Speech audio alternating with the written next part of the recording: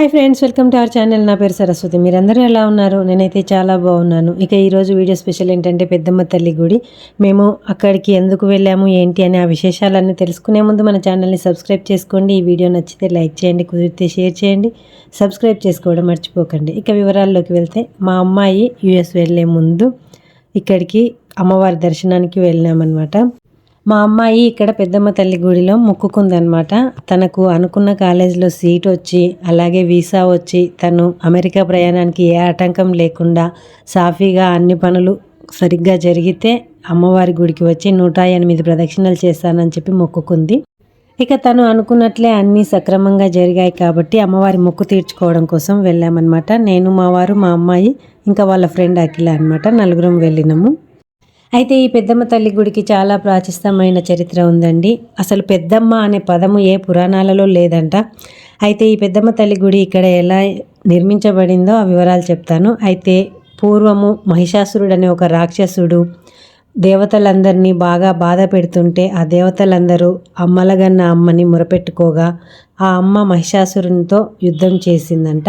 ఆ యుద్ధంలో అమ్మవారు ఆ మహిషాసురుణ్ణి అంతమొందించిన తర్వాత అడవులలో తను కాసేపు సేద తీరాలని చెప్పి ఇక్కడ అడవులలో జూబ్లీ హిల్స్లోని బండరాలలో సేద తీరిందంట. అలా సేద తీరిన ఆ ప్రాంతమే ఇప్పుడు జూబ్లీ హిల్స్ పెద్దమ్మ తల్లి గుడి. అయితే ఒకప్పుడు ఈ జూబ్లీ హిల్స్ అంతా దట్టమైన అడవి ప్రాంతంగా ఉండేదంట. ఇక్కడ ఆదివాసీలు నివాసం ఉండేవాళ్ళు. అయితే వాళ్ళు ఈ అమ్మవారికి పూజలు చేసుకుంటూ కాలం వెళ్ళదీసేవాళ్ళు. ఇక్కడ అడవిలో దొరికే పండ్లు, ఫలాలు వాళ్ళ వృత్తి అయిన వేట కొనసాగిస్తూ ఇక్కడ జీవనం గడిపేవారట. అయితే ఏదైనా మంచి జరిగినప్పుడు అమ్మవారికి నైవేద్యం సమర్పించేవాళ్ళంట. ఏదైనా చెడు జరిగినప్పుడు జంతు బలులు ఇచ్చేవారంట. అయితే కాలక్రమంలో ఈ ఆదివాసీలు కనుమరుగైపోయి ఇప్పుడు ఇక్కడ చాలా ఖరీదైన ప్రాంతంగా జూబ్లీ హిల్స్ ఇప్పుడు ఉంది. అయితే ఇప్పుడు ఈ గుడి ఇలా ఉంది కదా, ఒకప్పుడు గుడి ఇలా లేదంట. చాలా చిన్నగా అమ్మవారి వరకు చిన్న గుడి చాలా శిథిలావస్థలో ఉండేదంట. అయితే అప్పుడు ఎవరో ఒకరు వచ్చి దీపం వెలిగించేవాళ్ళు, అలా లేదంటే లేదు. అలా ఉండే అమ్మవారు అక్కడ ఉన్న ప్రజలకి చాలామంది కలలో కనపడి నాకు గుడిని నిర్మించండి, నన్ను పునరుద్ధరించండి అని చెప్పి కలలో కనపడి చెప్పేవారంట. అప్పుడు 1993లో పీజేఆర్ గారు, అదే పి జనార్దన్ రెడ్డి గారు ఇక్కడ పెద్దమ్మ తల్లి గుడి నిర్మాణం చేపట్టారంట. అయితే సంవత్సరంలోనే ఈ గుడి నిర్మించడం జరిగింది. అయితే ఇక్కడ 5 అంతస్తుల గర్భగుడి నిర్మాణం అలాగే 7 అంతస్తుల రాజగోపురం నిర్మించబడి ఉంది. అయితే ఇక్కడ ధ్వజస్తంభం దగ్గర ఎవరైతే రూపాయి బిళ్ళ ఇలా నిల్చోబెడతారో వారి కోరిన కోరికలు నెరవేరుతాయని చెప్పి భక్తుల విశ్వాసం అన్నమాట. ఇంకా అంతేకాదు ఇక్కడ ఈ అమ్మవారిని ఏది కోరుకుంటే ఆ కోరిక తప్పక నెరవేరుతుందని భక్తుల ప్రగాఢ విశ్వాసం. అదే విశ్వాసంతో మేము కూడా వెళ్ళామన్నమాట ఇక్కడికి. అయితే ఇక్కడ భక్తులు కొబ్బరికాయను ఎర్రగుడ్డలో కట్టి ఇక్కడ వారి కోరికను తెలుపుకుంటూ అక్కడ అమ్మవారికి ముడుపు కడతారనమాట.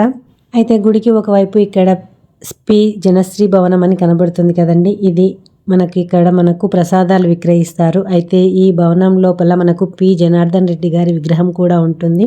ఈ విగ్రహం వెనకాలే 2 ఫొటోస్తో ఉన్నాయి చూడండి. అక్కడ ఆయన ఎప్పుడు జన్మించారు, ఎప్పుడు మరణించారు అన్న వివరాలు కూడా ఉన్నాయి. ఇక ఈ భవనం నుండి మనం బయటకి వస్తే ఎడమ వైపుకి ఒక కళ్యాణ మండపం ఉంటుంది. ఈ కళ్యాణ మండపంలో ఒకవైపు నుంచి మెట్లు ఎక్కి వెళితే ఆ వెనక భాగంలో లక్ష్మీదేవి, గణపతి, సరస్వతీదేవి దేవాలయాలు ఉంటాయి అక్కడ. ఈ బిల్డింగ్కి ఒకవైపు నుంచి మెట్లు ఎక్కి వస్తే ఫస్ట్ ఇక్కడ మనకు లక్ష్మీదేవి విగ్రహం కనబడుతుంది. ఆ తర్వాత గణపతి దేవులు ఉంటారు. ఆ తర్వాత మనకి సరస్వతీదేవి దర్శనం కలుగుతుంది. ఆ తర్వాత ఇంకో వైపు నుంచి మెట్లు దిగి వెళ్ళిపోవాలన్నమాట. ఇక అలాగే ఇక్కడ నాగమ్మ తల్లి దేవాలయం కూడా ఉంది. మనము ఆ పీజేఆర్ భవనం నుంచి కొంచెం ముందుకు వస్తే ఇక్కడ నాగదేవత ఆలయం ఉంటుంది. ఇక మా పిల్లలిద్దరూ 108 ప్రదక్షిణలు చేస్తున్నారు కదా, వాళ్ళు అలా ప్రదక్షిణలు చేస్తుంటే మేము ఇలా అన్ని గుళ్ళను ఇక్కడ అందరి అమ్మవార్లని స్వామివార్లని దర్శనం చేసుకుందామని చెప్పి ఇలా అంతా తిరిగి చూస్తున్నాం అన్నమాట. అమ్మవారి దర్శనం చేసుకున్నాము. అలాగే ఈ నాగదేవత ఆలయానికి ముందు ఒక రావి చెట్టు ఉంటుంది. ఆ రావి చెట్టుకు కూడా భక్తులు పూజలు చేస్తుంటారు. ఆ రావి చెట్టు మొదట్లో ఒక శివలింగం ఉంటుంది. చిన్న శివలింగాన్ని ఉంచి అక్కడ పూజలు చేస్తారు భక్తులు. మనం చెట్టులో కూడా దేవతని చూసే సాంప్రదాయం ఉంటుంది కదా మనకి. ఇక మేము ఇలా అందరి దేవతలను దర్శించుకున్న తర్వాత ఇక్కడ ప్రసాదాలు విక్రయిస్తారు కదా, అక్కడ ప్రసాదం తెచ్చుకొని ఇంకా అందరు భక్తులు కూడా ఇక్కడ ప్రసాదాలు తెచ్చుకొని ఇక్కడే కూర్చుని ప్రసాదం స్వీకరిస్తూ ఉంటారు. అయితే అలా అందరూ స్వీకరిస్తూ ప్రసాదం తింటూ కూడా ఇలా బర్డ్స్కి కూడా పావురాలకి ప్రసాదాన్ని పెడుతుంటారు. చాలా ముచ్చటేస్తుంది ఇలా పావురాలు మన దగ్గరికి పరిగెత్తుకుంటూ వస్తుంటే.